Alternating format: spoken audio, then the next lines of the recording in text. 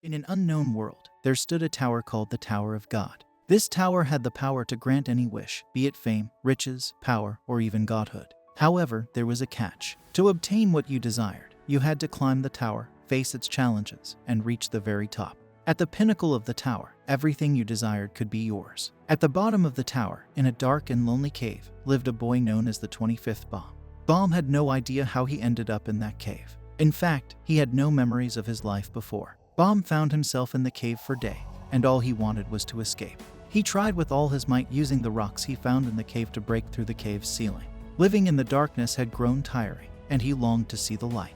Bomb persevered, and after some time, he succeeded. He made a hole in the cave's roof, and light poured in. It was through that hole that Bomb first saw a girl named Rachel. She had heard Bomb's efforts and had broken the roof with a rock to help him. Rachel climbed inside the cave, and she and Bomb quickly became friends. Their bond grew stronger, as Rachel was the first person Bomb had seen since he woke up in that cave. She helped Bomb relearn many things he had forgotten and told him about the stars that shone at the top of the tower. Rachel had a dream of seeing those stars. She aspired to climb the tower to make that dream come true. But Bomb, who only knew the cave and his best friend Rachel, wanted her to stay with him forever. One fateful day, Rachel made the decision to leave and run towards the tower's entrance. Determined to chase her dream of seeing the stars, Bomb ran after her, desperately trying to stop her from leaving him. He caught up to her and asked her where she was going. Rachel apologized and explained that she had to leave him behind because she was determined to climb the tower. In that moment, Rachel was enveloped in light and started disappearing. Simultaneously, the tower's doors swung open, and a massive, powerful hand extended down towards Bomb. Driven by his obsession with Rachel, Bomb somehow managed to enter the tower as well. He awoke in a grand corridor and met the tower's guardian, Head-On. Head-On seemed pleased that Bomb had arrived. Bomb was surprised that Head-On knew his name, thinking that perhaps Rachel had told him. Bomb urgently asked where Rachel was, but Head-On interrupted, telling him that all the answers he sought lay at the top of the tower. Head-On then presented a question. Would Bomb be willing to take the necessary test to climb the tower and find what he was searching for? Bomb was determined to find Rachel and would do anything to bring her back. He couldn't bear to see her go. Head-On then altered the room and revealed a cage behind Bomb. Head-On explained the rules. To pass the test, Bomb had to enter the gigantic cage and break a large ball inside it while avoiding the attacks of an armored steel eel also inside the cage. If he succeeded, he would pass the test and move on to the next floor of the tower to continue his search. Head-On warned Bomb that the test was extremely difficult and that he could withdraw now. The tower was dangerous, and someone as weak as Bomb could lose their life attempting it. However, Bomb paid no attention to Head-On's words and rushed towards the cage. Just as he was about to enter, a girl stopped him by kicking him in the face. The girl was named Yuri, and a boy named Evan accompanied her. They started speaking a strange language that Bomb couldn't understand. Evan had a special ball called a pocket, turned their words into something Bomb could understand. They explained that Bomb was an irregular, which meant he came into the tower all by himself, unlike other regular folks. Bomb was on this journey to find his friend Rachel, and that's why he ended up in the tower. Head-On came over to them and figured out that Yuri was a princess of Zahard. She introduced herself and Evan. Head-On warned Yuri that if the big boss of the tower, Zahard, found out she was helping Bomb, there would be big trouble. Yuri thought the test was too tough for a newcomer, and she said even folks on the 20th floor would find it hard. But Head-On said Bomb was an irregular, and Yuri thought he was harmless. Evan thought the same. Head-On had an idea. He told Yuri that if she wanted to help Bomb so badly, she should lend him a special sword called the Black March. It was part of a legendary set of swords in the tower. Evan wasn't too sure about this idea, as only the princesses were supposed to use it. Yuri finally agreed and handed the Black March to Bomb. She said she did it because he had a pretty face. Bomb took the sword and went into the cage, where the giant eel attacked him. Bomb tried to fight the eel with the sword, but had some trouble when the eel ate him, and Bomb injured it from the inside. He succeeded in getting away from the eel and focused on the ball. Bomb kept trying to break the black sphere, hoping for a miracle, but the eel came back to attack him. Evan shouted for Bomb to ask the Black March for help. Yuri said the sword wouldn't listen to her, so it wouldn't help. But Bomb talked to the sword, and it lit up. The sword's spirit spoke to him and agreed to help because he was cute. With the Black March's power, Bomb defeated the eel, broke the sphere, and moved to the next floor. Yuri tried to follow, but Head-On stopped her and killed the eel with his staff. Now, Bomb found himself on the second floor, where a big battle with around 400 people was taking place. It was a much better environment than the dark and creepy previous floor. Bomb was amazed, but he had no time to enjoy it. A voice from a floating black cube called a lighthouse announced they had to fight until only 200 were left to move on. The test started, and Bomb used his sword to defend himself from others who tried to attack him. However, he soon faced a big, multiple-eyed creature. He was in trouble when two new people, Kaon Agro Agnes and Rak Wraithrazor, came to his aid. Rak wanted to hunt Bomb, and Kaon was curious about the Black March sword. Rak really wanted to fight Bomb because he thought of him as prey. Bomb looked at his rifles and saw that Rak was pointing his lance right at his head. Kaon wondered why a talking alligator like Rak would be valuable. Bomb saw a chance to get away, and moved a bit. Kaon teased Rak by asking if he was Bomb's pet. But Bomb said that Rak wasn't his pet because Rak was trying to attack him. Rak got mad and stomped his feet, saying his name was Rak Wraithrazor, and that he wanted Kaon to call him that. Kaon thought Rak was just like the other people who wanted to fight. He decided to leave, but he noticed something on Bomb's sword. It had the same mark as the 13-month series swords, and this made Kaon curious. He made Rak fall and then ran away with Bomb. Rak got up, calling them turtles, and tried to find them. While Kaon and Bomb hid behind the guy with multiple eyes, Kaon introduced himself, shook Bomb's hand, and asked where he got the Black March. Bomb told him that Yuri had lent it to him to reunite with someone. Kaon found this interesting and asked Bomb to go with him. Bomb agreed because Kaon was the only person on the floor who hadn't tried to attack him. Kun stepped back to avoid a confrontation in the waiting room. Then, it was their turn to proceed with the test. They entered a room with a giant clock, and red doors appeared. A man named Yuhan explained the test. They had to open the correct door to pass, but they could only choose one door, and they had 10 minutes. Yuhan wouldn't give them any hints. Kun analyzed the situation, pondering what the right door could be. Rak was running around chaotically, and Bomb tried to calm him down. Kun tried to focus, but he couldn't come up with a solution. He remembered his mother's warning about not trusting anyone and tried to disregard the clue from the balloon man. He also thought about a girl named Maria who had betrayed him when she became a princess of Zahard. He couldn't trust anyone. With 4 minutes left, Kun was still thinking. Just before the 5-minute mark, Rak, driven by instinct, kicked open a door, and they passed the test. Yuhan congratulated them and explained that they just had to open any door before 5 minutes had passed. Yuhan knew about Kun's past and mentioned how Maria had traumatized him, making him someone who never made decisions unless he was absolutely sure. He also said that Kun needed companions who could make instinctive decisions, like Rak, and protect those eyes that don't know any doubt, referring to Bomb. Kun left without saying anything, and Yuhan wished him farewell, hinting that he knew what was in Kun's briefcase. Afterward, other groups also passed the test, including one with a guy who was always sleeping named Fonsicle Laura and another with Anar. Bomb tried to ask Kun about Maria, but Kun didn't want to talk about it. On the lower floors, tests were still going on. And on the second floor, there was a group of hooded individuals. One of them resembled Rachel. They defeated everyone who participated in the tests, which was against the rules. Hwant, the examiner in charge, informed Yuhan about the group that had passed both tests. Yuhan agreed to help and contacted Liro Ro to resolve the matter. Bomb went to get a drink for Rak but realized he didn't have any money. Shibisu approached and bought him the drink. Shibisu introduced himself and his team, consisting of Anok and Hats. Bomb thanked Shibisu and introduced himself as well. Shibisu felt a connection with Bomb and wanted to make it to the final together as acquaintances. Liro Ro then informed them about an extra test, the crown game, which wasn't mandatory. But most participants chose to participate. In this game, teams fought to reach the throne, and one member had to wear the crown. Their teammates protected the crown wearer while defeating other groups. Liro Ro mentioned that the new group, the hooded individuals, would participate as well. Shibisu's group decided to participate first, with Anok using her weapon, the Green April, to fight the other group. She defeated her opponents and put on the crown, ensuring no one could take it. Bomb saw Rachel among the hooded individuals in the distance. Bomb was convinced that he saw Rachel and called out to her. However, the girl from the hooded group, who might have been Rachel, didn't respond and remained still. Bomb started to doubt himself, thinking that maybe he was wrong because if it was Rachel, she would have answered. So, he refocused on the game. Liro Ro mentioned that Shibisu's group now had the crown, and he began a countdown for the next group to challenge them.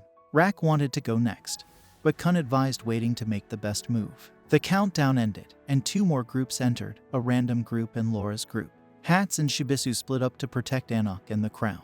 Hats handled the random group, while Shibisu fought Laura's team. Laura, who was usually asleep, woke up and attacked Anok using Shinsu, making her angry. Anok dodged the attacks and used her Green April to counter Laura's group, causing the Black March to react strangely. Anok noticed the Black March's influence and stopped her attack, causing Laura's group to decide to leave the game. Anok destroyed their cell and confronted Bomb, demanding the Black March. Bomb refused, and Anak tried to take it by force but was stopped by Lero Ro, who disqualified her for leaving the throne. Anak proposed a bet to Bomb. If he won the test, she would give him her sword, and if she won, she would take the Black March. Bomb reluctantly accepted Anak's bet, and the test resumed. As the test continued, more groups entered to fight. Kun managed to take the crown and hid it in his briefcase. He challenged the other groups to try and take it from him, using his briefcase to defend himself. After a series of dodges and maneuvers, Kun revealed a fake crown and placed the real one on Bomb's head, who was sitting on the throne. At that moment, the hooded group, led by Rachel, decided to take action. Rachel revealed her face, and her teammate Endorsi, another princess of Zahar, prepared to eliminate all the participants. The battle and the test continued, with Kun revealing his clever plan to distract the other groups while getting the real crown to Bomb. Kun showed his ability to copy objects using his briefcase. When 3 groups decided to team up and attack Kun, they were swiftly stopped by Rak. After a bit of rest, the 4th round began with more groups entering. 2 groups agreed to ally, but the 3rd one chose to attack the 2 groups, defeating them all. Kun revealed that the 3rd group, who didn't ally with the 2 groups, was their secret ally from a previous test, and he had planned this with them. Bomb's group saw their allies return to the cell but realized they got disqualified for helping them. Kun explained that they have to win the bet with Anak and explore the tower together. The final round started with the 4 remaining groups. A woman with a multi-eyed mask quickly defeated the other groups, leaving only Bomb's group, the hooded group, and her own. She went straight for Bomb but was stopped by Rak. She then charged at Bomb after managing to get Rak out of the way, and Bomb was defended by Endorsi from the hooded group. In the middle of the battle, Bomb recognized Rachel's voice but couldn't see her face due to the hood covering it. Rak asked Kun if he bribed the hooded group, but Kun explained that they were from a different testing floor and seemed uninterested in the crown. Kun and Rak defeated the other members of the masked woman's group. During the battle, the masked woman attacked Rachel, causing her hood to fall and revealing her face. Bomb rushed to protect Rachel but was struck on the head and fell to the ground. Determined to protect Rachel, Bomb subconsciously activated his Shinsu and seriously injured the masked woman, whose name was HWA Ryan. Bomb then tried to deliver the final blow with the Black March, but it stopped him by freezing time and manifested in its female form. The Black March told Bomb to calm down and enjoy his reunion with Rachel. It kissed him on the cheek, causing him to faint. Meanwhile, Yuri was desperately searching for a way to reach Bomb on the testing floor. Evan commented on Yuri's urgency, and they were interrupted by a big man named Curtin, who mentioned a safe place for advancing. Yuri agreed that they should move, and Curtin wondered if Bomb, the rookie, was that important. Yuri only said that when Curtin saw Bomb, he'd understand, as the boy possessed tremendous power. Back on the testing floor, Bomb was still unconscious on a stretcher, with Kun taking care of him. Lero Ro approached Yuhan to explain what had happened during the test. The crown game had ended in chaos, with the crown destroyed by Bomb's Shinsu. Lero Ro asked Yuhan why he had organized the game. Yuhan explained it was due to a mistake made by Quan, and his goal was to help the hooded group advance without Evankel noticing the other groups. Lero Ro noted that the hooded group had completely ignored the crown and suspected that one of the girls in that group seemed to know one of the examinees, which went against Hedon's rules. Yuhan reminded Lero Ro that they conducted tests to expel dangerous ideas or powers from the tower. He asked if they had found anyone like that, and Lero Ro replied that they hadn't. Yuhan believed that organizing the crown game was worth it. Lero Ro decided to leave, but before he did, he asked Yuhan about controlling Shinsu without making a contract with an administrator. Yuhan admitted it went against the tower's laws, but mentioned an irregular named Yurek Mazino who could do it. As Lero Ro walked down a corridor later, he realized that Yuhan had avoided the question because it seemed that Bomb didn't control Shinsu. He was Shinsu itself, which posed a clear danger to the tower. Back in his room, Bomb was still asleep. Kun spoke to him, urging him to wake up soon as there was another test the next day, and Bomb would be disqualified if he didn't wake up and participate. Rachel interrupted them, asking Kun for a favor. As Bomb remained unconscious, Rachel confided in Kun about how Bomb had pursued her when she first mentioned her intention to climb the tower. She never imagined they would meet again, which is why she asked Kun to lie to Bomb when he woke up, making him doubt whether he really saw Rachel. Rachel wanted to avoid problems between them, believing they became burdens to each other when together. Kun thought Rachel was being selfish because Bomb truly wanted to be with her. Meanwhile, Anak held the Black March and gave it to Shibisu, telling him to communicate with the sword because it didn't talk to women. Shibisu tried to talk to the sword, but it rejected him for not being handsome enough. It turned out the Black March only liked handsome men. Anak left with the sword, and as she did, Endorsi met her and continued the condescending tone she had started during the crown game. Endorsi explained that the Black March belonged to Yuri, the only princess chosen in the last 500 years to receive one of the 13-month series swords. She warned Anik to reconsider keeping the sword, once again calling her an imposter. In another room, Kun pondered how he couldn't let Baum continue associating with Rachel. Just then, Baum woke up, and they told him he'd been sleeping for 5 days. Baum worried that he might have missed something important and jeopardized the team. But to his relief, they explained that there was a 3-day break for all the participants after the Crown Game incident. All was well. After the break, all the participants gathered in a large room to select their positions in their teams before moving on to the 4th test. Lero Ro explained that tower battles are conducted in teams, and these teams must have specific positions.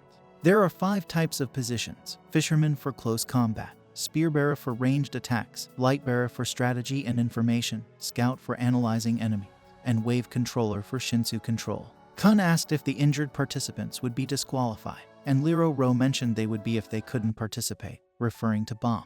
Lero Ro suggested he fit the wave controller position, but the instructor for that role, Yuga, wouldn't arrive for 2 more days, so there was time for Baum to recover. 2 days later, Baum woke up, and Kun informed him of the news. Kun also mentioned Rachel, and made Baum believe the girl he saved was a stranger, which saddened him. Kun tried to cheer him up, saying that as Baum climbed the tower, he would eventually encounter Rachel. He gave Baum new clothes to replace the bloodstained ones from the previous battle. Baum changed into the new clothes and thought about going to Rachel's room. But before he knocked on the door, he decided to leave. After these events, Baum resumed his life in the tower and attended a class with other participants who were also being considered for the wave controller position in their teams. Master Yuga explained that Shinsu was a divine substance that controlled everything. To use a fixed amount of Shinsu on each floor, a contract had to be made with an administrator. Laura was the only one among them who had already made such a contract while he was asleep. Yuga asked the others to activate their pockets in visible mode to receive the order to make a contract with an administrator. Baum did so and found himself transported into a dark realm, where a giant snake accepted the contract because it sensed a unique scent on him. This left Baum completely exhausted, while the others seemed unaffected. Later, Baum met Hwa Rion, the masked girl whose eye he had damaged. He apologized to her, and she accepted his apology before leaving. Laura and his teammate Ho then approached Baum. Ho kindly offered his help if Baum needed it, which Baum accepted, forming new friendships and acquaintances. Baum then returned to Kun, who informed him that Rak belonged to the spearbearer position and was currently in his class for training. In that class, they had to throw a spear at an extremely distant target. One of Rachel's teammates was also in the same class, showcasing himself as a skilled spearbearer and becoming Rak's competition. Following this, Shibisu and Hats approached Baum with a favor. They needed to make friends with Baum and Kun as part of an assignment. Baum and Kun agreed, and they all went to the cafeteria to eat together, and Endorsi joined them, wondering how they could be friends when they were supposed to be enemies. Shibisu explained they needed to make at least 9 friends as part of a test. However, Endorsi didn't believe in friendships between men and women but still decided to join them. Anik arrived, no longer part of Shibisu's group, and commented on Endorsi's fall from grace due to her actions.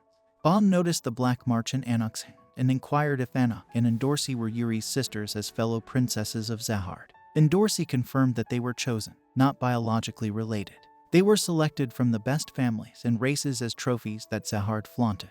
Endorsi then attended her class for those who qualified as fishermen, a class in which they accumulated points by knocking down rivals, but their lives were at risk. She considered eliminating the others for more points, but Anik attacked her. Endorsi fought back, calling Anik weak for being nothing without the green April. But Anik pointed out that they were all imposters since there were no genuine Zahard princesses. In the Lightbearer class, Kun's task was to gather information. He discovered that Rak had qualified for the next test and tried to find information about Rachel. But the information he found was limited, raising suspicions. Kun also found information suggesting that Anik should be taking the tower's tests right now. But the data he had showed Anik was deceased. The battle between Anik and Endorsi continued, with both throwing participants into the abyss during their pursuit. Anik eventually caught up with Endorsi, but Endorsi halted her with a powerful strike. Endorsi demanded to know who Anik really was, and Anik revealed that she was the daughter of the true Anik, the authentic Zahard princess. Endorsi had realized this during the crown game, which was why she called Anik an imposter. However, Endorsi had stopped pursuing her because she became interested in someone else. Anik shared her past and her mother's tragic fate at the hands of the other Zahard princesses. This led to her desire to avenge her mother by eliminating all the Zahard princesses, starting with Endorsi. An explanation was given about Zahard. who was the first man to climb the tower, becoming the king who founded the kingdom. Women who received Zahard's favor automatically became his princesses. These princesses didn't have to be his daughters. They came from all over the tower. However, the price for the power they received was that they couldn't have relationships with men or have children to prevent the spread of the power given by Zahard. They were like pairs of shoes that no one could use, only admire. Some princesses chose not to obey this rule, like Anak's mother, who had a child and was eliminated by the other princesses because of it. This is why Anak wanted to avenge her mother on the other princesses. After this explanation, the battle between Anak and Endorsi continued. Endorsi dodged all of Anak's attacks and mentioned that Anak's mother had made a grave mistake because she couldn't propagate the power given to her. Anak became enraged and managed to get close enough to Endorsi to break her guard and push Endorsi off the edge. But Endorsi grabbed Anak and pulled her down as well, ending the test. In the depths of the platform, both were still alive and started arguing. Endorsi asked Anak if her mother, who had treated her well after becoming a princess, ever regretted what she did. Anak told her no, remembering the moment when she said goodbye to her mother before her mother was killed. In Baum's class, they were casting some sort of spell using Shinsu as part of their training for the upcoming test selection. Ho, who had believed himself superior to Baum, noticed that he couldn't control his Shinsu while Baum continued to improve rapidly. Laura had taught Baum how to control his Shinsu in return for a favor. Kun arrived and left with Baum, making Ho envious of Baum. Kun told Baum about the fight between Anak and Endorsi, who were both severely injured. He suggested that they probably fought due to their complicated relationship. Shibisu and Hats arrived, and Baum asked Kun to help Shibisu because Baum considered him his friend. In the hospital, Endorsi had a broken leg and mentioned that she ran out of points due to medical expenses. Baum and Hats visited her, bringing her food but only giving it to her if she agreed to become friends with Hats and Shibisu. The condition was that they would provide her with daily food. Endorsi accepted, and Baum and Hats tried to make a similar deal with Anna, who initially refused but was convinced with a chicken pie. Baum, Hats, Kun, and Shibisu celebrated the success of their plan. Later, in Shinsu class, Ho was still envious of Baum's sudden improvements and suspected he might be hiding something. After their training, Ho received a letter with instructions on what he needed to do to reach the top of the tower. Liro Ro had a meeting with Yuhan, who informed him that he wouldn't be in charge of the next test and would be replaced by Quan. Liro Ro accepted this decision, even though he found it strange. Later, Liro Ro gathered all the participants to explain the next test, called the joint test, which involved a game of tag. Rack and Rachel's partner wouldn't participate because they were the only ones who passed the previous test. The participants would be divided into two teams, and Kun realized he was in Team A, while Baum was in Team B. The test involved two pursuers called it, one of them being Quan. The objective was for their teams to either reach the end goal or steal Quant's insignia. The winning team would receive points, but they'd lose if Quant took their insignia. The participants were taken to the circular building where the test took place, and Tima was already present. Kun acted as their leader, explaining his plan to lure Quant. They used Shibisu as bait, and while waiting, they managed to attract Quant. Tima had Anak as their it, and she tried to steal Quant's insignia, but Quant dodged her ambush, making him quite angry. This was why Liro Ro wanted to be in charge of this test because when Quant got angry, he lost control. To Liro Ro's surprise, Quant held back and gave the participants a 111-second head start before chasing them. Liro Ro had doubts, but Yuhan believed Kun had a more elaborate plan. In Team B, Baum was determined to find Rachel, who was using the name Michelle to hide her identity. Endorsi informed Baum that Rachel had already left, and when he asked why Endorsi chose her for their group, she explained it was the only option. Back in Team A, they continued running towards a bridge, hoping to win the test. Kun knew that Quant wouldn't make it easy for them, and Quant, after finishing his count, began chasing them. Kun organized the team, with Anak getting into an elevator that needed 10 minutes to reach the bridge. The rest of the team had to keep Quant occupied for at least 5 minutes. As Quant began climbing the stairs, the team set up an ambush. Quant understood the plan and decided to teach them a lesson. He used incredible speed and shadows to defeat the participants on the stairs within a minute. Anak exited the elevator and was escorted by her group. Quant caught up to her quickly as the others had been defeated. Shibisu suggested waking up Laura to help them, but Kun doubted Laura would assist since he had practically passed the test already. Liro Ro observed the situation and assumed they had already lost because Quant was getting closer to Anak, knowing which exit they were headed to. Rack warned Liro Ro not to underestimate Kun. Liro Ro considered the possibility that Kun had copied the insignia with his briefcase to confuse Quant. However, Yuhan explained that the insignias were modified with Shinsu and couldn't be copied. Shibisu and two others tried to stop Quant but were easily defeated. Kun was informed they lost sight of Quant. Quant reached the bridge where Anak was headed but encountered Kun. Quant asked about Anak, and Kun told him she had jumped to the lower exit. However, Quant didn't believe him. Kun claimed that Anak was running towards the exit. To deceive Quant, Anak hid inside a blue cube called a lighthouse, controlled by Kun.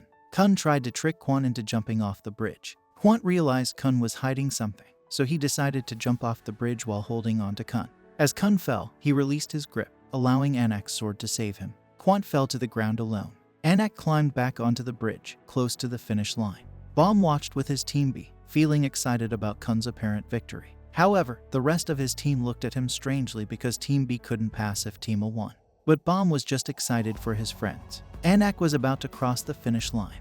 But to her surprise, Quant was waiting there and swiftly grabbed her insignia, declaring Team A as the loser. Team B celebrated because now they had a chance to take the test. In another room, Kun pretended to apologize to Team A for not being a good leader, but it was all part of a plan to save Bomb from disqualification.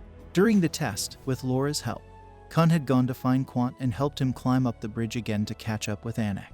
Meanwhile, in Team B, the members argued about who should be the leader, and Endorsi volunteered and was accepted as the leader. So, Team B attempted a strategy similar to Team A, moving the insignia toward the bridge. Endorsi, Bomb, and 2 others took the elevator, while Hats and a couple of spearbearers took the stairs. Serena and Ho waited at the entrance. Serena shared her loss of motivation with Ho, explaining that in the next test, they might have to fight and even harm the people they had come to consider as friends. She recalled a story of how she and her friends were thieves until a ranker came and killed them. Head-On had saved her and brought her to the tower. Initially, killing didn't bother her, but now she was uncertain because of the connections she had formed.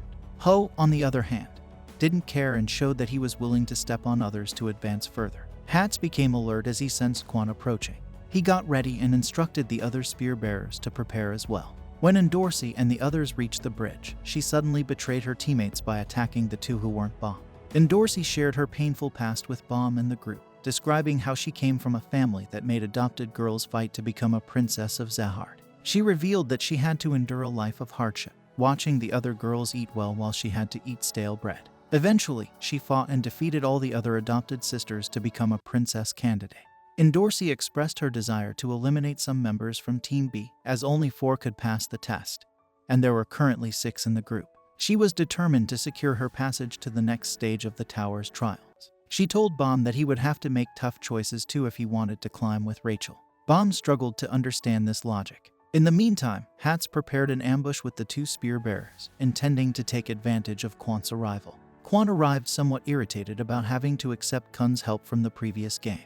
Meanwhile, Ho left Serena alone, as he was beginning to act on his own accord. Back with Endorsi, she continued to fight against the 2 participants she aimed to defeat. Bomb tried to reason with her, reminding her of her own past when she was weak. But when she let her guard down, one of the participants attacked her. Bomb stepped in to protect Endorsi, but then he decided to find Rachel on his own. Rachel was in her lighthouse when Ho interrupted her. He took her hostage, knowing that he could use her to manipulate Bomb. He claimed he had received a mysterious letter instructing him to do this. The test transmission was temporarily stopped to prevent the other team from witnessing these events. Lero Ro wanted to interrupt the test, but Yuhan insisted on continuing. Hats fought Quant to buy some time, but he was clearly outmatched. He had hoped the spear bearers would ambush Quant, but they betrayed him, fleeing and leaving him to fend for himself. Quant realized this betrayal and decided to confront the traitors. Ho, holding Rachel hostage, panicked as he noticed Bomb approaching. Ho demanded that Bomb fight Quant to save Rachel's life. Bomb, driven by his love for Rachel, agreed without hesitation. Quant used Shinsu to immobilize Bomb, as he was more interested in pursuing the it for the test. Ho, in his desperation, ended up stabbing Rachel.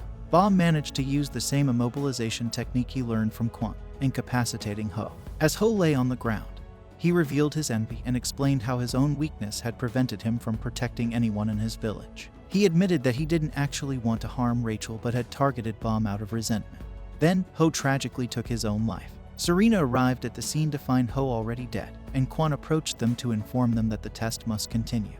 Bomb couldn't believe he had lost his friend Ho, and was deeply concerned for Rachel. Endorsi also arrived to engage Quant in a battle that she ultimately won by tricking him into believing he had stolen her badge when, in fact, she had taken his.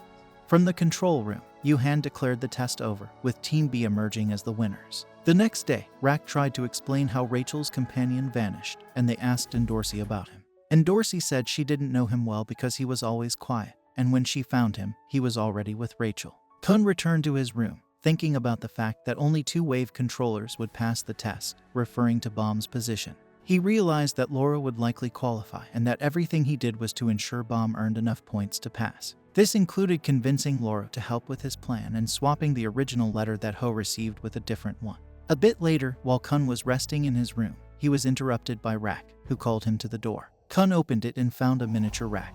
Rak explained that it was Yuhan's fault, as he had bumped into him in the corridors and called him a tiny dwarf. But by the time he realized who he was, Rak had become the dwarf. Rak asked Kun for help to grow back using his magical briefcase, but Kun told him it didn't have that function. Rak then wanted to go see Bomb, but Kun advised against it. He sensed that Bomb had no intention of continuing to climb the tower. Bomb's sole motivation had been Rachel, and now that she was in a coma, he might stay with her. Rak didn't care and said he would drag Bomb along if needed, asking Kun if he wanted Bomb to stay stuck there. Kun admitted he couldn't do anything, but Rak insisted that he could. As Rak was about to leave, Bomb appeared and informed them that Rachel could no longer walk due to her wound. He had decided to continue climbing the tower and be Rachel's legs. Bomb didn't care about reaching the tower's summit or the stars. He just wanted to help Rachel. Hearing this, Kun remembered his own relationship with Maria and reflected on what might have happened if he had abandoned his goals back then. Bomb asked for their help, and Kun pushed Rak aside, telling Bomb to count on him. Kun was proud of his clever and cunning tricks and promised to help Bomb reach the top. Bomb then requested a favor, asking for a chance to say goodbye to Ho with a kind of funeral. Serena, who had been close to Ho, arrived, as did Shibisu and the others who considered Ho a friend. Quant and Liro Ro also joined, and a small ceremony was held with a toast. Later, Bomb was with Rachel, thanking her for attending the funeral despite Ho's actions. Rachel began to cry and confessed that she had abandoned him because she wanted to see the stars and considered his weakness a nuisance. She told Bomb she was no longer the Rachel he loved and said he could abandon her if he wanted. Bomb remembered her as the light in his life, the person who saved him from his dark world. He explained that now he had many friends, but she was the first person he had ever met, and she was irreplaceable to him.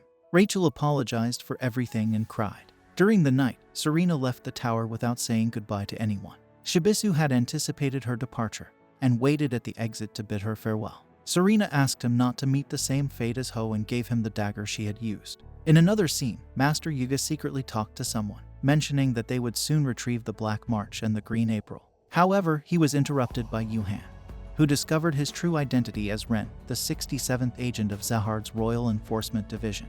Yuhan offered to help Ren complete his mission, as he considered Anak a threat to the tower's rules. Meanwhile, Kun met with Liro Ro and informed him about the letter given to Ho. He explained that the letter was delivered before the teams were formed, indicating that the sender knew the participants' positions, specifically that Bomb and Rachel were on the same team.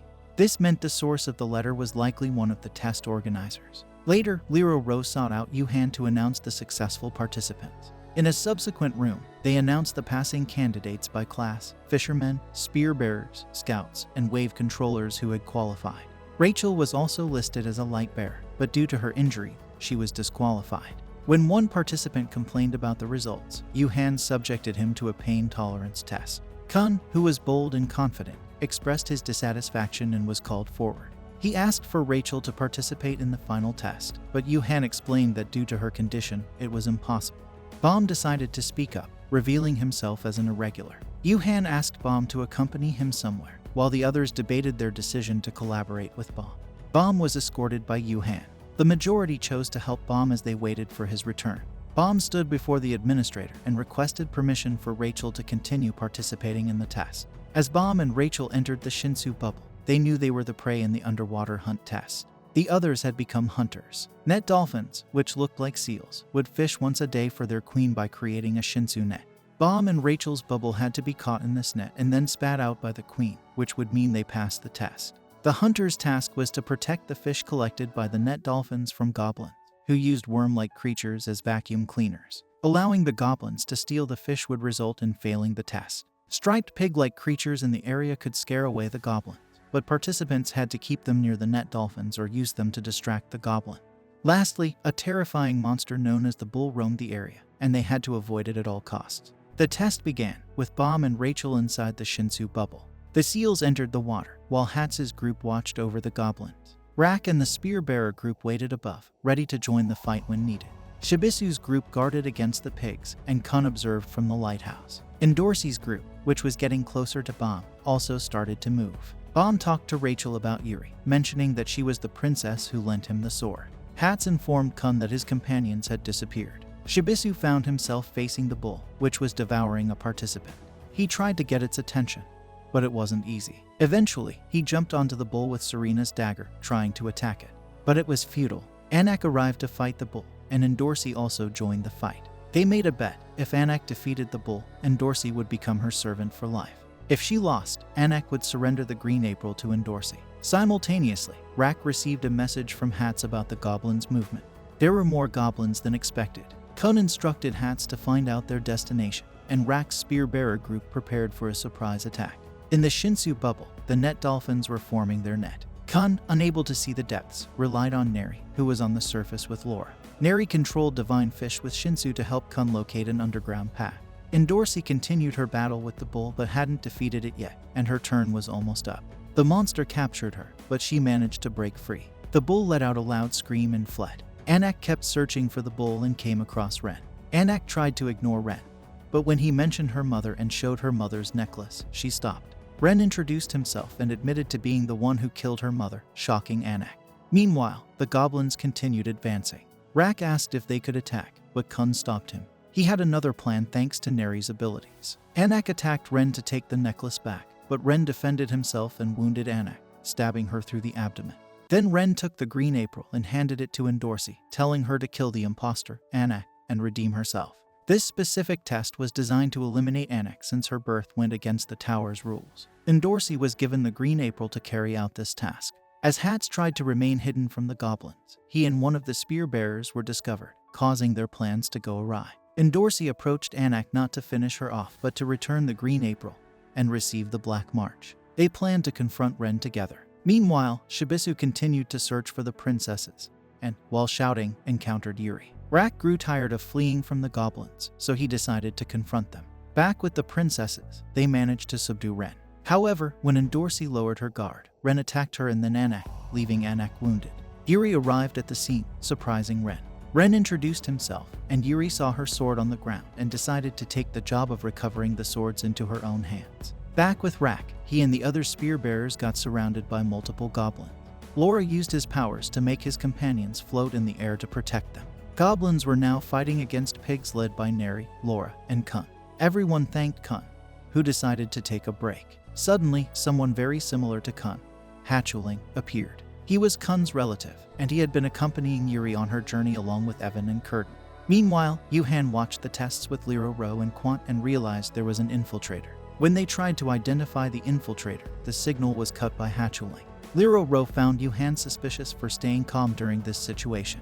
Hatchling spoke with Kun, but Kun wasn't particularly interested in what he had to say. Hatchling offered to take Kun to see Princess Maria, but Kun declined the offer. Evan and Curtin rushed to find Yuri, even though she wasn't in trouble. They needed to be by her side. On the way, they were interrupted by Yuhan, who invited them for coffee and raised several questions. However, Evan got straight to the point and told Yuhan they were there to retrieve the Black March. Yuhan understood and maintained a neutral stance. Meanwhile, Yuri effortlessly defeated Ren. Just as she was about to kill him, Evan communicated with her through his pocket, telling her she couldn't help Anak. Yuri stepped away from Ren, and Curtin eliminated him. As Kun rejected an offer to see Maria, Hats tried to help him fight Hatchling, but Hatchling dodged the attack and withdrew. Hats sensed that something bad was happening, as Kun usually didn't rest when his friends were in danger. Ren lay defeated. While Yuri managed to retrieve the Black March, Ren told Yuri that what she was truly seeking was Bomb, who had been targeted by the bull. Bomb was conversing with Rachel, mentioning that he was no longer the same because he now had friends and could control Shinsu to some extent. Suddenly, the bull arrived and began attacking him. Yuri wanted to intervene, but Anak and others urged her not to, as it would disqualify Bomb. They decided to trust Bomb to pass the test. Bomb struggled against the bull, sustaining multiple injuries. Eventually, he freed himself by detonating the monster from the inside using his Shinsu, emitting a radiant light. After defeating the bull, Bomb collapsed into Rachel's arms. Yuri trusted Bomb's friends, so she took the Green April and left a message for Bomb with Shibisu, asking him to tell Bomb that she would be waiting on the 77th floor. She then departed with Evan. Evan encountered HWA Ryan, who turned out to be a guide as well. He didn't understand why she was in that place. Returning to Baum and Rachel, they were about to be engulfed by the queen of the net dolphins. Baum believed they would pass the test and could climb the tower together. Rachel asked to hold his hand, but then surprisingly pushed him out of the Shinsu bubble, sending him plummeting into the abyss. Baum was left in shock as he watched Rachel distance herself and sink deeper into the depth. Rachel appeared strangely calm after betraying her closest friend, Baum. We glimpsed a memory of how she first arrived at the tower. She wasn't the chosen one, Baum was. Head-On, the guardian of the first floor, showed Rachel an image of a savior awakening, making it clear that Baum was the person they were waiting for. Rachel begged to climb the tower and said she would do anything. Head-On agreed to give her a chance, but with a test, she had to stop Baum herself. Rachel accepted but claimed she was too weak, so Head-On offered her a powerful guardian to fight on her behalf, and even promised to bring her back to life once if needed. This guardian was the same companion she met in Dorsey. The companion sacrificed its life to bring Rachel back, enabling her to catch up to Baum and attempt to stop him. Over time, Rachel's envy and resentment towards Baum grew. She was frustrated by his expanding circle of friends and the attention he received. HWA Ryan and a ranker assisted Rachel in stopping Baum as part of a plan to get her closer to him. Rachel's scheme succeeded, and she found herself alone with Baum again, intent on ending him once and for all. In the end, Rachel betrayed Baum and pushed him out of the Shinsu bubble. Subsequently, Rachel lied to the others, claiming that Baum couldn't survive the bull's attack.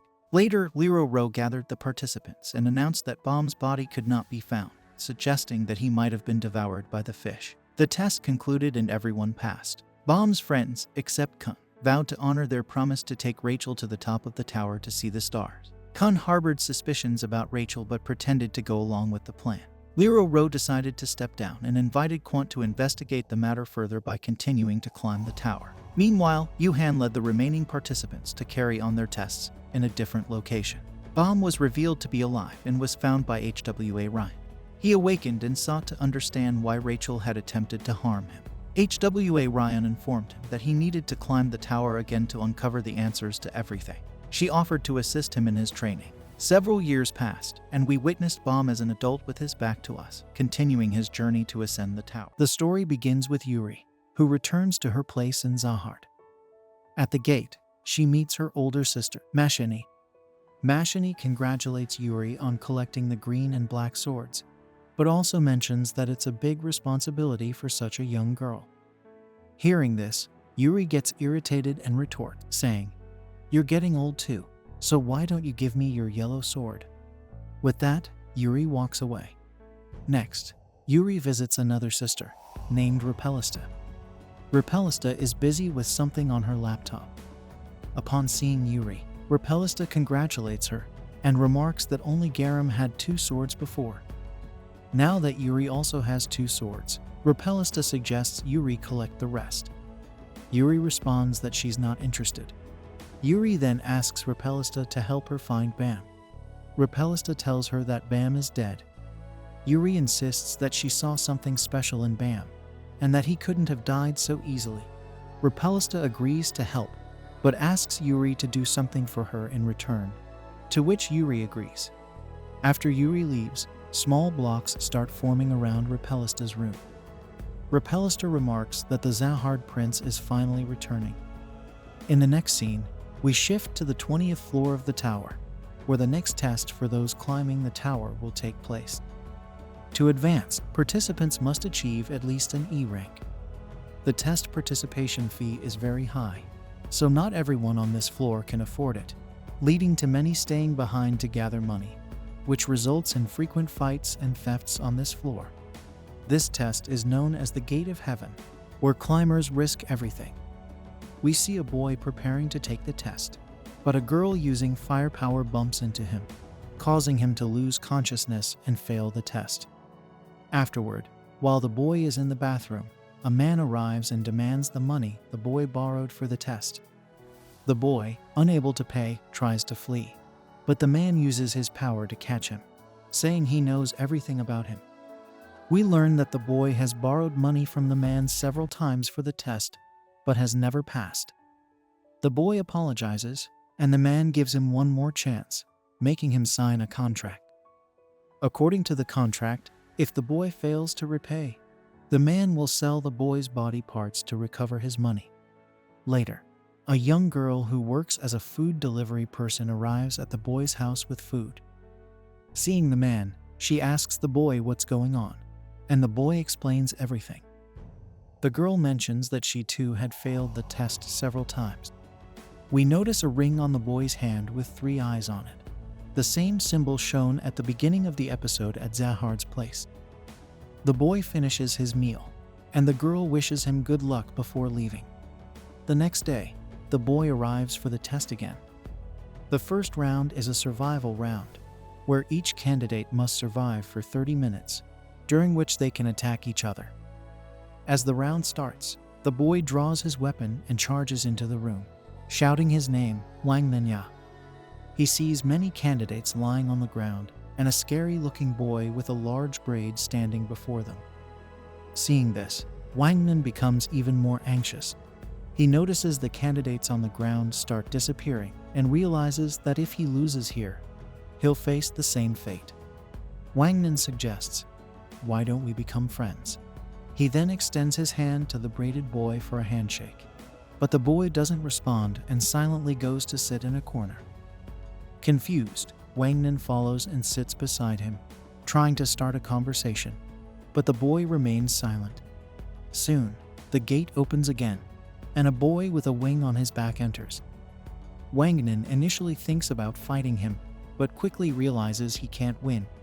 So, he tells the winged boy the same thing he told the braided boy. The 3 of them then sit quietly together. After a while, a girl enters, and Wang Nen makes a deal with her too. Now, there are 4 people sitting there. Shortly after, another girl enters, and the previous girl knows her. We see that the winged boy starts to like the new girl. With a total of 5 people now, Wang Nen wonders why no one seems concerned about the test, which should involve eliminating each other to reduce competition. Frustrated, Wang Nen stands up and yells at the 2 girls, saying, "I'm risking my life here, and you all are making friends?" He then tells the younger girl not to forget that people initially help their friends climb the tower, but once they become useless, they abandon them. This makes the younger girl cry, and she apologizes, saying she's useless but wants to climb the tower to see her parents. The other girl tries to console her, and the winged boy stands in front of Wang Nen, making him stop. Soon, the last candidate arrives. He looks very serious and evil, wearing a ring in his ear. Seeing Wang Nen, he says, "I understand. You're saving your energy for the next round. But what if the next test is a team test? Will these girls make us lose?" He then suggests a vote. If the girls get fewer votes, they should leave quietly. Wang Nen votes against the ringed boy and convinces the winged boy to do the same. The braided boy stands up and declares there's no need to vote. They will all go out. The ringed boy then draws a sword and places it on the braided boy, who retaliates by attacking him. The ringed boy dodges, and Wang Nen realizes the braided boy is very strong, but wonders if he can handle all 5 of them. The winged boy tells the braided boy that they are on the 20th floor, where no one can win easily, and he's wasting his energy on a useless fight. The braided boy responds that this isn't a fight, he just needs to defeat them. The winged boy and the ringed boy then team up to fight the braided boy. However, the ringed boy intentionally attacks the winged boy, causing the winged boy to switch targets. Taking advantage of this, the braided boy uses his power, causing a strong blast. It's revealed that the braided boy, like Bam, is a wave controller and wears a dress with a symbol opposing the Zahard family. One girl explains that this group spreads crime throughout the tower, and that they will be killed if it's really them. Seeing the braided boy's power, the winged boy and the ringed boy make a pact and together fight the braided boy. The winged boy holds the braided boy while the ringed boy attacks. The braided boy shakes off the winged boy and blocks the ringed boy's attack, hitting them both against the wall. With only 30 seconds left, Wang Nen tells the girls that if they avoid the braided boy for 30 seconds, they will survive. Everyone starts running around. The braided boy tries to catch Wang Nen, who manages to evade him, shouting that he will reach the top of the tower no matter what. Hearing this, the braided boy recalls his past, revealing that he is Bam. At this moment, a timer goes off, and everyone passes the test. Bam is about to attack Wang Nin again, but stops because attacking after the test would result in disqualification. Bam leaves, and everyone waits for him to go. In the elevator, Bam thinks about Blood and Rachel. Once they reach the next floor, they are instructed to wait for the rest of the regulars, making them the first to arrive. Wang Nan suggests ambushing the others as they come, but the woman advises against it, warning that the next person could be as strong as Bam.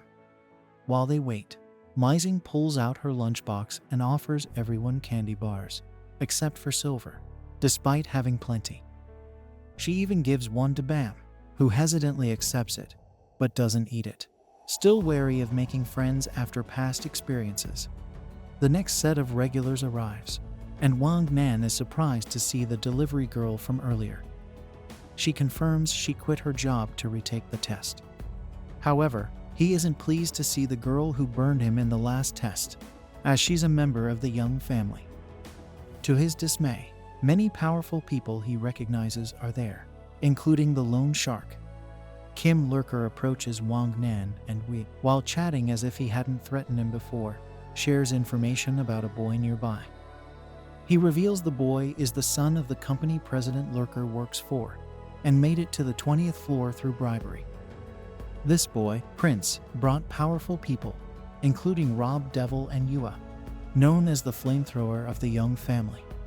Despite sharing this information, Lurker tells Wang Nan that he will fail the exam. Prince intends to eliminate all the other regulars, ensuring Wang Nan's defeat. The proctor for the second part of the test, Love, arrives and explains the next test.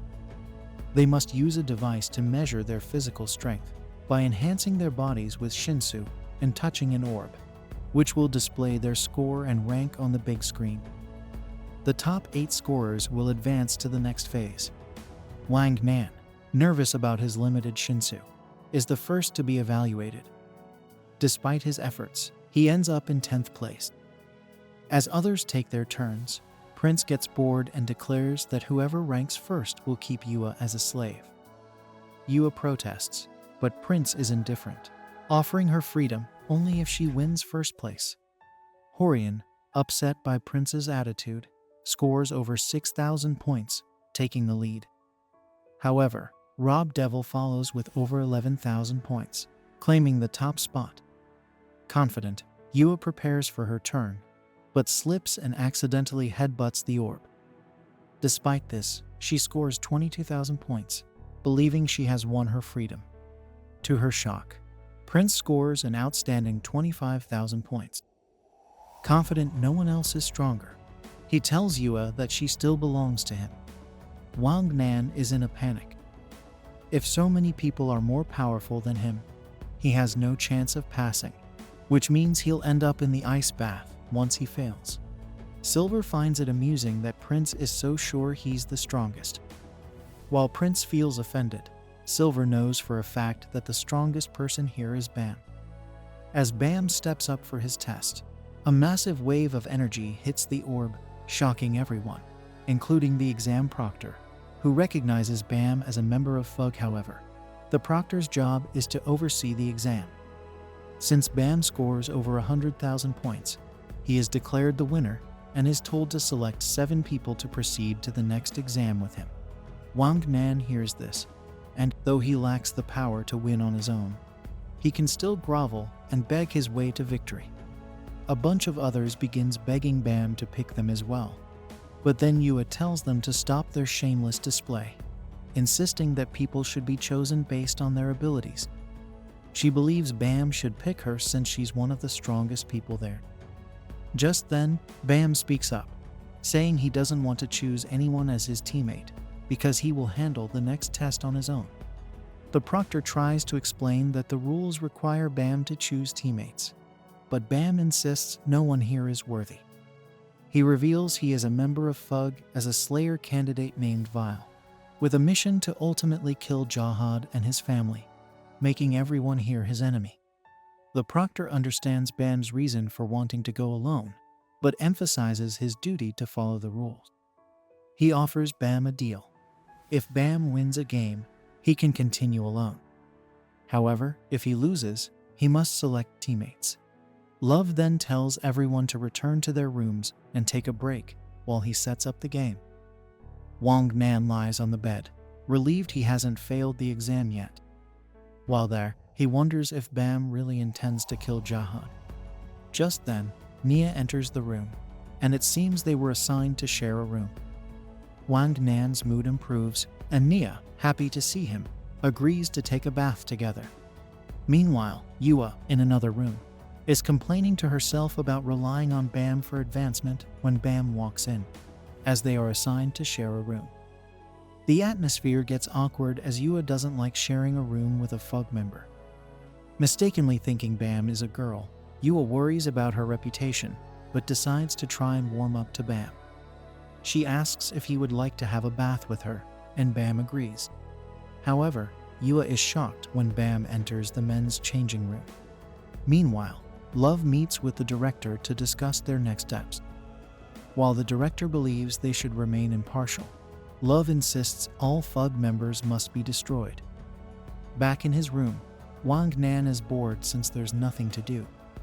Nia offers to play a game with him for entertainment. Love discusses his intentions with the chief director, who knows Love's feelings about FUG. But as a test proctor, Love can't attack a test taker over a personal grudge.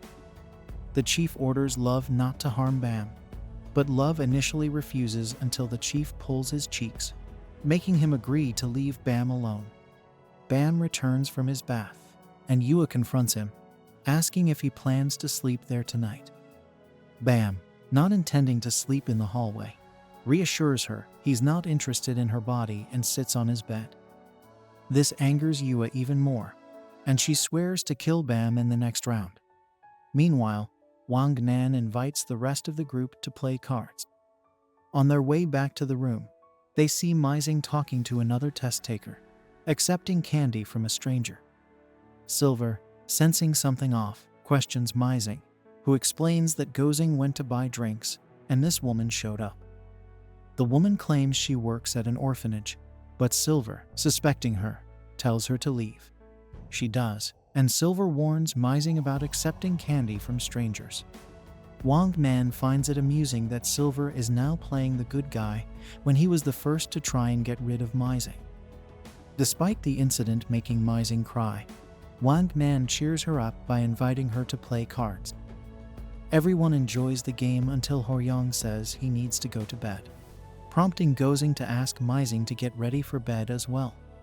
Before sleeping, Wang Nan asks Nia to do whatever it takes to pass the exam together and celebrate as they promised. Nia agrees, but just as Wang Nan is about to sleep, a deafening alarm sounds from the room remote, displaying a message from Love. Wang Nan is scared to answer, but eventually, the alarm stops and Love announces that the special test will commence. The game Love created is called Trustworthy Room, requiring a team of at least 7 to secure 6 different rooms. The remote is used to select a leader and gatekeeper for each room. The leader recruits fellows to his side or captures other rooms, and rooms captured by the leader's fellows transfer to the leader. The gatekeeper can only own one room, and rooms can only be stolen from the gatekeeper. Once a room is stolen, the leader assigns ownership to one of his fellows and appoints a new gatekeeper. For a leader to recruit a fellow, the leader's connector is inserted into slot 1 of the remote, and the fellow's connector is inserted into slot 2, after which the blue button is pressed. The red button is pressed for transferring ownership of a room. Participants cannot leave the room with their remotes, and one teammate must be in the room at all times. The final room captured must be room 608, which is Bam and Yua's room. The first team to acquire 6 rooms wins. Bam has a separate set of rules. His connector is with Love, and both Bam and Yua's connectors have leader and gatekeeper roles. Bam must steal the room from Yua and collect his connector from Love. Alternatively, he wins if there are fewer than 7 participants by the end of the game due to conflicts. With the rules explained, Love declares the test has begun. Gozing explains to Mizing that the game is about gathering rooms and allies before Bam arrives. She plans to do this while Mizing watches their room, emphasizing that Mizing should not open the door for anyone but her, no matter who it is. Prince plans his next move with Rob, deciding to attack Bam directly. Before leaving the room, Prince hides the remote and asks Rob to close his eyes until he's done. He jokes that this way, even if Rob loses, no one can get the remote. Though he trusts Rob to defend the room, he's cautious. Meanwhile, Bam asks Yua for the remote and to let him leave, but she refuses, blaming him for the mess. Yua argues everyone could have been happy if Bam had chosen teammates instead of being selfish. Bam retorts that in such situations, someone always ends up unhappy. He just wants the remote and to leave, but Yua, confident in her strength, prepares to stop him by force. However, Bam freezes her in place, takes the remote, and tells her she'll fail the test. Just as he opens the door, Prince arrives to challenge him. Bam, uninterested, freezes Prince mid-sentence and walks past him. In Mizing's room, the creepy lady from before shows up, asking to be let in, which isn't a good idea. Meanwhile, Silver and Horyang discuss their next steps.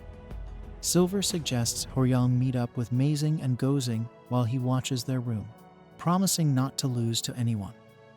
Horyang insists on guarding the room himself, believing Silver is protective of Mizing because she reminds him of his daughter.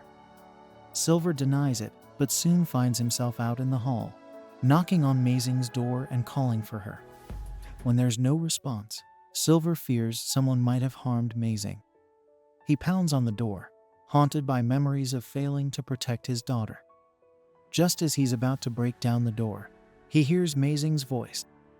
Relieved but angry, he scolds her for not responding sooner.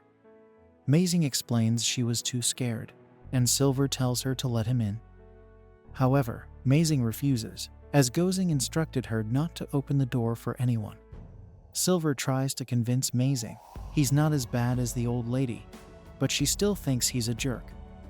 Frustrated but reassured that Mizing is safe, Silver agrees to sit outside the door. He wonders why someone so scared would climb the tower. Mizing reveals her parents told her climbing the tower would make her respectable. She asks Silver why he's climbing the tower, and he simply says he wants to become respectable too. Suddenly, the old lady appears. Silver, expecting her, pulls out his weapon. The lady proposes teaming up to take out Gozing, but Silver refuses and fires at her. She retaliates with a blast from her ring, confident she has hurt Silver. However, Silver emerges unscathed and stabs her hand, covering her mouth to avoid scaring Mizing. Meanwhile, Nia and Wang Nan plan to ambush the next person who enters their room, but it's Gozing. She urges Wang Nan to team up against Bam, offering her connector. Hesitant, Wang Nan eventually accepts. Inspired by Wang Nan's determination, Gozing is motivated to keep climbing the tower together.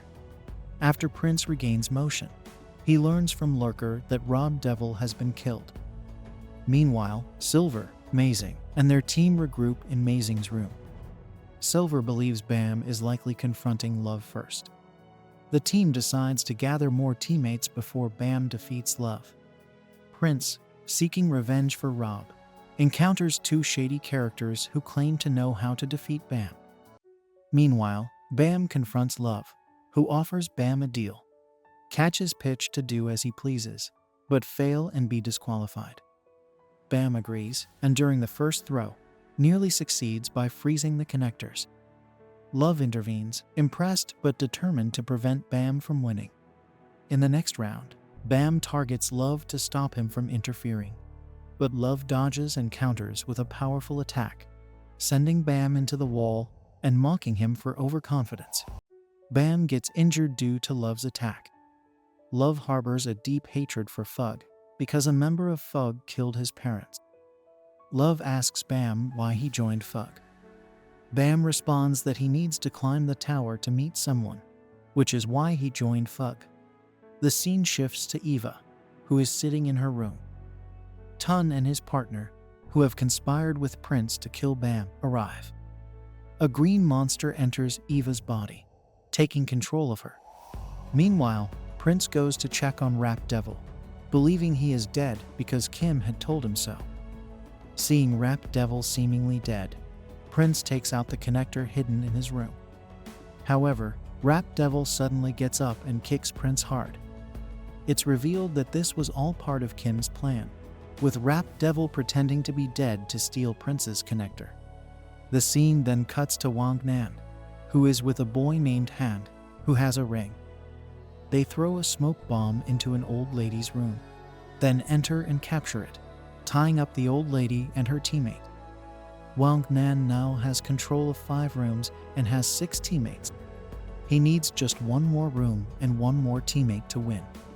Wang Nan calls Nia to get information about his room, but Kim picks up the phone instead, surprising Wang Nan. Kim informs him that Nia has let him in. Kim then puts Nia on the phone, and she starts apologizing to Wang Nan while crying. She explains that when she first came to the 20th floor, her teammate betrayed her. An old woman helped her and hired her at her restaurant. The old woman had borrowed money from Kim, who repeatedly troubled her.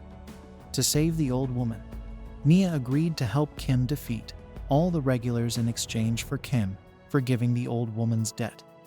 Ever since meeting Wang Nan, Nia felt she could climb the tower again, but she couldn't leave the old woman alone. She pleads for forgiveness, and Wang Nan reassures her, saying she has found the people she wants to protect and that she is a true hero. Kim and Nia are having a conversation when suddenly, Kim changes his tone. He explains that he cannot forgive the entire debt of the old woman because Prince, the president's son, would not allow it. Kim then reveals his plan to kill the old woman and become the boss of the company himself. Nia, enraged by this revelation, moves forward to attack Kim. However, Kim's bodyguard intervenes, catching Nia and remarking that although he was planning to kill her later, he might as well do it now. Kim then proceeds to hit Nia mercilessly, causing a lot of blood to flow. Despite Wagner telling him to stop over the phone, Kim ignores him and continues the assault. Kim taunts Wagner, saying that he already has 4 rooms and only needs Prince and Eva's rooms to clear this round. Meanwhile, Bam is facing Love. Love throws Bam's connector one last time, giving Bam a final chance to catch it and pass. If Bam fails, he will fail the test. Love attacks Bam, but Bam manages to dodge the attack and attempts to use Love's own technique against him. Love is surprised to see Bam copying his technique after just seeing it once. Bam is about to attack Love, but Love freezes him. As Love moves to pick up Bam's connector, Wang Nan arrives, using a smoke bomb to grab the connector himself. Wang Nan then asks Bam for help in killing Kim, promising to return Bam's connector in exchange. Bam protests, saying that if Wang Nan does this, he will not pass the test either. Wang Nan responds that it is okay, as he cannot let someone like Kim pass. Love tries to snatch the connector from Wang Nan, but Wang Nan resists and explains that Kim has killed Nia. Wang Nan shares how, when he first arrived on this floor, he had many friends but often ate alone, feeling very lonely. After meeting Nia, he found someone he wanted to share his food with. He emphasizes that the tower is meant to fulfill people's wishes, not crush their dreams. Wang Nan declares that they should never forgive those who destroy others' dreams. If such a person climbs the tower, he vows to destroy it, even if it means working with the devil. The scene shifts to Prince, who is being beaten by Rap Devil. Kim stands outside Prince's room, and Prince, bewildered, asks Kim why he is doing all this. Kim responds nonchalantly, stating there's no special reason, then questions why Prince should get everything. Kim orders Rap Devil to kill Prince. Just then, Kang arrives and kills Kim's bodyguard with a single punch. Seeing this, Kim commands Eva to attack Kang. Eva uses her flames to immobilize Kang, making him unable to move forward. Kang, contemplating killing Eva, is interrupted by Bam, who declares, "I don't want your body." Angered, Eva lets her guard down, and Bam seizes the opportunity to extract the green monster from inside her and kills it with one punch. Kim, now terrified, urges Rap Devil to kill Prince as quickly as possible. Prince uses the purple box to protect himself, releasing a bright light that blinds Rap Devil. Kang then enters and tells Bam to chase Kim. As Kim attempts to flee, he reaches Tin's location, but Bang Nan is already there. The moment Kim steps inside, Bang Nan punches him hard, causing Kim to fall near Tin. Kang easily kills Rap Devil and takes his remote. Meanwhile, Bam arrives, chasing Kim. Realizing the situation is dire, Tin abandons Kim and runs away. Kim, in a desperate move, attacks Bang Nan, but Bang Nan breaks his hand. "Today, I will punish you for your sins," Bang Nan declares. Kim retorts, saying he also came to climb the tower, but kept failing and accruing debt. The company president then hired him to help his son, Prince, climb the tower. Kim questions how someone who plays with others' dreams could love anyone.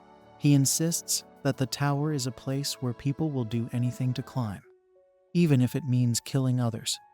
Enraged by Kim's words, Bang Nan places a bomb on Kim's face and demands, "Is this why you killed Nia? I will never forgive you." However, Bang Nan calms down, releasing his anger, and says, "I cannot become like you. I am breaking the chains of hatred. Go, I have forgiven you." Kim, furious, shouts, "Who are you to forgive me? I will climb this tower, become the king, and set everyone right so that no one dies like Nia or has their dreams crushed like yours." Bang Nan explains that Nia gave Kim a second chance and advises him to live well. Bang Nan thanks Bam and returns his connector to him. Bang Nan then places his remote in the bomb's connector, changing it, which makes Bam and Eva his teammates, allowing them to pass the test. Kang, having taken Prince's connector, also ensures Prince passes. The game ends there. After the test, Love apologizes to his senior, admits his mistakes, and offers to resign. His senior suggests that instead of resigning, it would be better to pass everyone and move to the next floor. He proposes throwing a party to apologize.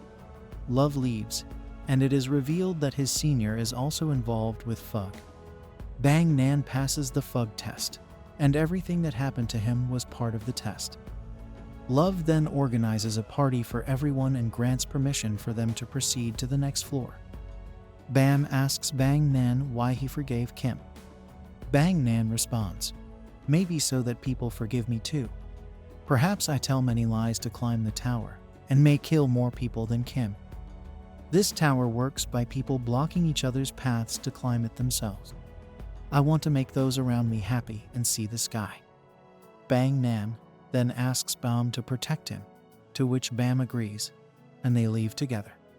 This brings an end to our episode.